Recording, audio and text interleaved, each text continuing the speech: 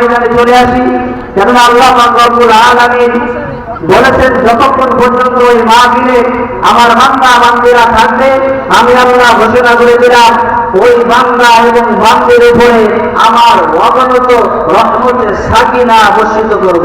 সুবহানাল্লাহ।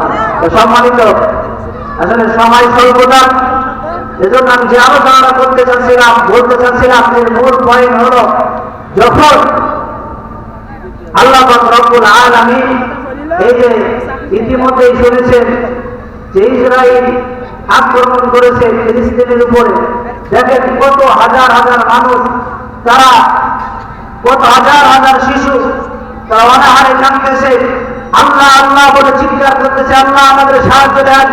সম্মানিত তৌহিদি জনতা, আমি একটাই কথা বলতে চাই, যদি আমি ইসলাম এই ইসলামটাকে বাস্তবায়ন করতে চাই, তাহলে তাগুত শক্তি আবু জেহেল, উতবা, সাইবা, মুগিরা এই কাফেরদের চক্রান্তে এদের ছিলামিরা সেজে দুনিয়ার ভিতরে যারা হকুল ইবাদা, যারা হকুল্লাহর প্রতি ঈমান এনেছে তাদের প্রতি জুলুম নির্যাতনকে ছেড়ে দিয়ে আমরা সকলে এক বাক্যে এক ধ্যানে